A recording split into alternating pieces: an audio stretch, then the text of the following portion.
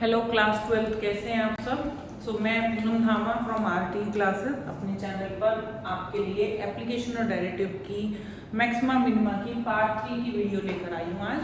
तो आज हम जैसे कि पिछली कुछ वीडियोस में जब हमने मैक्सिमा मिनिमा स्टार्ट किया था तो हमने इंट्रोडक्शन पढ़ा, दो मेथड्स के बारे में डिस्कस किया था। पहला मेथड था फर्स्ट ऑर्डर डेरिवेटिव, दूसरा मेथड था सेकेंड ऑर्डर डेरिवेटिव। कुछ क्वेश्चंस भी हमने किए जिसमें हमने अलजेब्रिक फंक्शंस को मतलब पॉलिनोमियल्स को यूज़ किया और उनके अंदर जो कैलकुलेशन थी वो फैक्टराइजेशन फॉर्म में थी।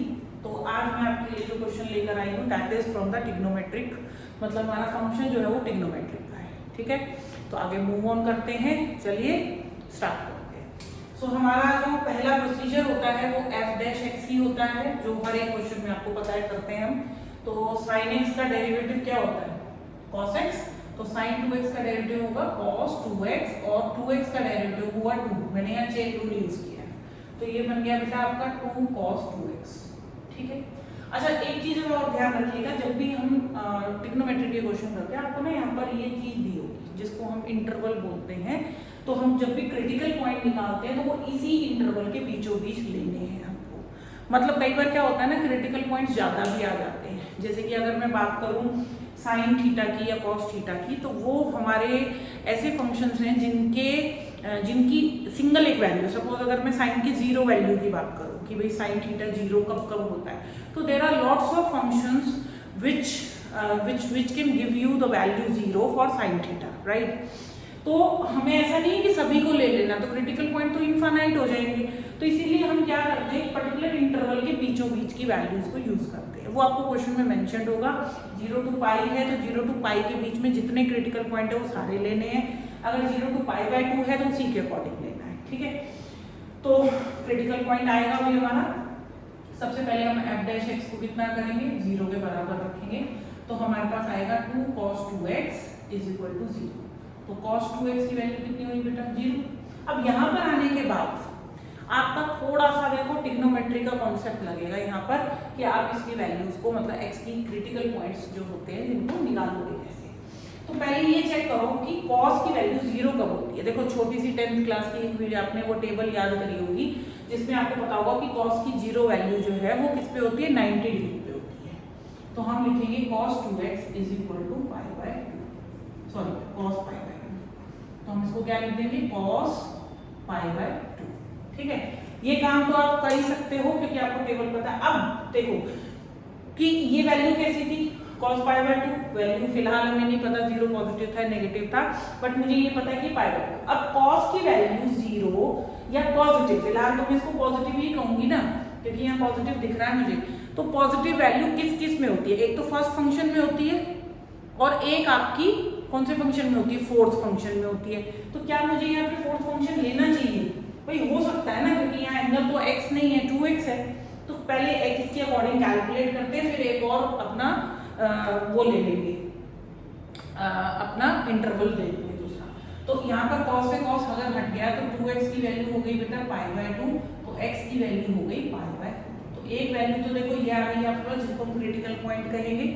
नेक्स्ट इसी केस में हम कहेंगे कि cos 2x, यहाँ पे बेटा cos पाई बाय 2 है विच इज लुकिंग पॉजिटिव ना, तो हम फोर्थ क्वाड्रेंट के अकॉर्डिंग चलते हैं। अभी मत इसको मत देखना, अभी क्रिटिकल पॉइंट को बस चेक करना है हमें कि जो क्रिटिकल पॉइंट है वो इस इंटरवल के बीच में आना चाहिए, राइट। तो मैंने कहा भाई cos को मेरा फोर्थ इंटरवल के या फोर्थ क्वाड्रेंट के अंदर पॉजिटिव होता है, तो फोर्थ के अकॉर्डिंग अगर मैं इसको चेंज करूंगी तो ये हो जाएगा 2 पाई माइनस पाई बाय 2। अब आप कहोगे मैम 2 पाई ही क्यों लिया आपने, क्योंकि बेटा फोर्थ क्वाड्रेंट जो होता है that is 360 minus and 270 plus. अब 270 पे क्या होता है, ये cos की जगह कन्वर्ट होकर साइन हो जाता। ठीक है, तो जब भी इस तरह का आप क्रिटिकल पॉइंट निकालेंगे तो आपने सिर्फ वही लेना है, वही इंटरवल लेना है जिसके अंदर चेंजेस नहीं होते। cos सेम रहना चाहिए ताकि cos हम नेक्स्ट स्टेप में हटा सके। तो मैंने यहाँ लिखा cos 2x is equal to cos 3 pi by 2, right. तो दोनों तरफ cos हो गया, हटा देंगे तो 2x की वैल्यू 3 पाई बाय 2 के बराबर आएगी, तो x की वैल्यू हो गई 3 पाई बाय 2। बस अब आपको यही चेक करना है कि ये जो x की दो वैल्यूज आपके पास आई हैं जिनको हम क्रिटिकल पॉइंट बोल रहे हैं, क्या ये मेरे इंटरवल में है। अगर ये इंटरवल में नहीं है ये वाली, तो छोड़ दो, ये वाली तो है ही दिख रही है, π/4 का मतलब कितना है 45। अब कुछ बच्चे ऐसे होते हैं जिनको कि ना ये रेडियन फॉर्मेट थोड़ा याद सा नहीं रहता है, कोई दिक्कत नहीं बेटा, जहां पर प्रॉब्लम आए, समझ नहीं आ रहा है ये इंटरवल में आता है या नहीं आता, जैसे कि ये पाई की वैल्यू जैसे ही आप 180 डालोगे 45 आएगा, देख लेना पाई का मतलब 0 to 180 का इंटरवल है ये, तो 45 180 के बीचों बीच आता है। दूसरा हमारा अगर हम यहाँ पर वैल्यू डालेंगे तो ये 41 35 के करीब आएगा, ये भी हमारा यहाँ पर बनता है, तो इसका मतलब ये दोनों ही मेरे क्रिटिकल पॉइंट्स हैं। ठीक है, अब क्रिटिकल पॉइंट आने के बाद में यहाँ पर देखो, मुझे तो लग रहा है कि शायद जो फर्स्ट ऑर्डर डेरिवेटिव उसका सेकंड ऑर्डर डेरिवेटिव निकालना बिल्कुल भी मुश्किल नहीं है, तो मैं वो यहाँ पर यूज करने वाली हूँ। क्रिटिकल पॉइंट्स को हम रब कर देते हैं, इन्हीं का यूज करेंगे, यहाँ पर लिख लेंगे। तो हमारे C1 क्रिटिकल पॉइंट्स यहाँ पर लिख लेते हैं, एक है x की वैल्यू π/4 और एक है 3π/4, बस इन दोनों का हमें यूज करना है। f' को दोबारा क्या कर देंगे, डिफरेंशिएट। चलिए, तो अगेन यहाँ पर चेन रूल लगाते हैं, इसको डिफरेंशिएट करना स्टार्ट करते हैं। तो आप इसे डिफरेंशिएट करेंगे तो f' x की वैल्यू आएगी 2 इंटू कॉस थीटा का डेरिवेटिव माइनस साइन थीटा और 2x का डेरिवेटिव 2। चेन रूल लगाया बेटा मैंने ये, तो ये आएगा आपके पास माइनस का 4 sin 2x। ठीक है, अब बारी बारी से क्या करना है, according to the second method हमको x की वैल्यूज यहाँ सब्स्टिट्यूट करनी है। तो हम लिखेंगे कि f" π/4, इसके अंदर x की जगह क्या डाला मैंने, π/4, तो क्या वैल्यू आएगी 4 इंटू साइन 2 इंटू π/4, ये ऐसे है थीटा, तो ये आया -4 sin π/2। sin π/2 का मतलब sin 90 और sin 90 होता है हमारा 1, तो -4 इंटू 1 -4, ये आया नेगेटिव, -4 वैल्यू नेगेटिव है आपकी, देयरफॉर क्या लिखेंगे, therefore x is equal to π/4 is the point of local word use किया था ना, तो लोकल मैक्सिमम पॉइंट ही पूछे हैं। अगर लोकल मैक्सिमम वैल्यू भी पूछता है तो वो भी आप डाल के दिखा सकते हो, बस अपने फंक्शन में उठा के π/4 डाल देना, लोकल मैक्सिमा वैल्यू आ जाएगी आपकी। ठीक है, अब इसी तरीके से हम क्या करेंगे, इस $x के अंदर f, यहाँ पर लिख देती हूँ, f" 3π/4 वैल्यू डालेंगे, तो यह आएगा -4 sin 2 इंटू 3π/4, तो यह आया -4 sin 3π/2। ठीक है जी, अब 3π/2 की वैल्यू निकालनी सीखते हैं। 11th क्लास का कॉन्सेप्ट है, कुछ बच्चों को ये याद होती है, आप में से कुछ स्मार्ट बच्चे होंगे जिनको sin π, cos π, tan π, 2 3π/2 वगैरह वैल्यूज पता होंगी, बट कुछ बच्चे ऐसे भी हैं प्लीज जिनको बड़ी कंफ्यूजन होती है 3π/2 की वैल्यू कैसे निकालें, इवन पाई की वैल्यूज में भी वो कंफ्यूज हो जाते हैं, तो उन वैल्यूज को निकालना सीखते हैं। मुझे निकालनी है sin 3π/2 की वैल्यू, राइट। तो देखिए, अगर आपको रेडियन में कंफ्यूजन होता है तो कोई दिक्कत वाली बात नहीं है। 3π/2 सबसे पहले तो हम बेटा इसको डिग्री में कन्वर्ट कर लेते हैं, क्योंकि देखो वहां तो वैल्यू डालनी कोई किसी को नहीं पता, चुपचाप से साइड में निकाल लेंगे, याद हो जाती है तरीका तो बेटर है, नहीं रेडियन में कन्वर्ट कर पाते तो मैं उसको ऑल्टरनेटिव बता रही हूँ। तो जैसे ही आप बेटा पाई की वैल्यू यहाँ पर 180 डालोगे तो ये कुछ ऐसा आ जाएगा sin 270। अब 270 को ब्रेक करना बड़ा आसान काम है, आप यहाँ पर क्वाड्रेंट सिस्टम इस्तेमाल करोगे, तो मैं यहाँ पर लिखने वाली हूँ sin 180 + 90। आप कहोगे मैम 180 + 90 क्यों, आप 360 - 90 भी कर सकते हो, नो इशू, उससे भी आपका सेम ही आएगा। अब sin 180 + theta according to the quadrant 180 + 180 - 360 - 360 plus, इनमें साइन ही रहेगा, मतलब रेशियो कन्वर्ट नहीं होता, तो sin 90 एज इट इज रहेगा।